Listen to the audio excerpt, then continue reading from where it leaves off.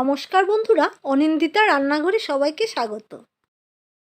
আজকে আমি নিয়ে এসেছি মুখে লেগে থাকার মতো একটা রেসিপি, নারকেল বরবটির ভর্তা। এই পদটি ভাত, রুটি সব কিছুর সাথেই খাওয়া যেতে পারে। তাহলে চলুন আজকের এই সহজ রেসিপিটা তৈরি করি।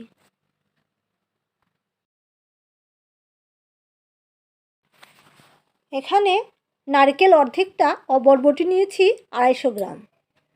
বরবটি আমি ধুয়ে পরিষ্কার করে 1 ইঞ্চি লম্বা করে কেটে নিয়েছি। রান্নাটা আমার সম্পূর্ণ নিরামিষ, তাই এখানে নিয়ে নিয়েছি 1/2 চামচ জিরে গুঁড়ো, 1/4 চামচ লঙ্কা গুঁড়ো, 1/2 চামচ হলুদ গুঁড়ো, 2টো তেজপাতা, 4টা কাঁচা লঙ্কা, অল্প কালো জিরে, আর নিয়ে নিচ্ছি 1/2 বাটি নারকেল কুড়োনো।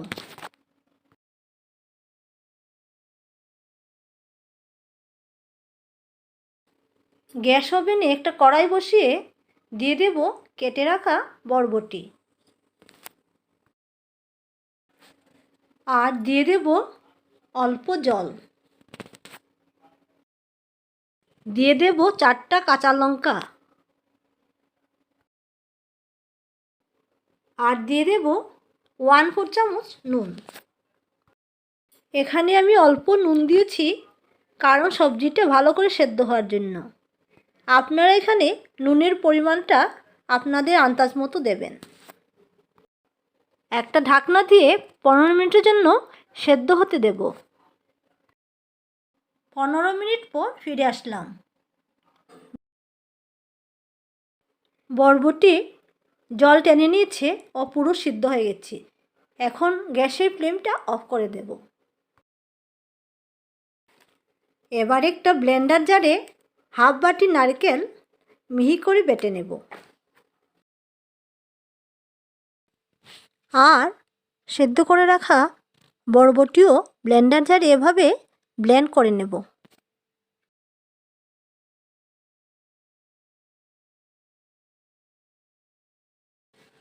এবার কড়াইয়ে 4 চামচের মতো সর্ষের তেল দিয়ে দেব।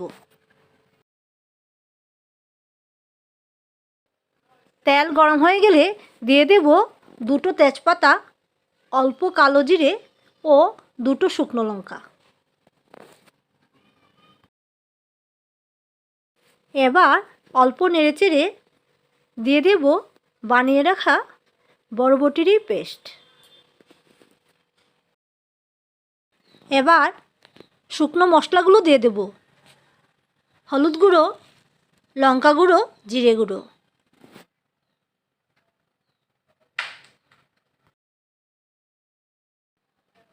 মশলাগুলো ভালো করে মিশিয়ে এভাবে কষিয়ে নেব।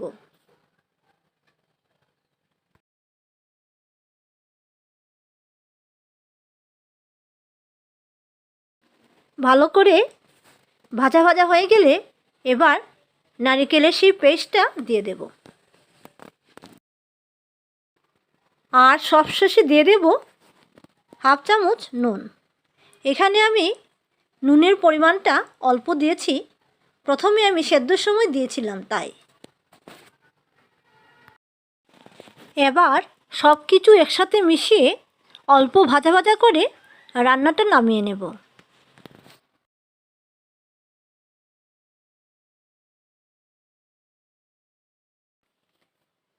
রেসিপিটা যদি ভালো লেগে থাকে তবে চ্যানেলটা সাবস্ক্রাইব করার অনুরোধ রইল ও লাইক কমেন্ট দিয়ে জানাবেন।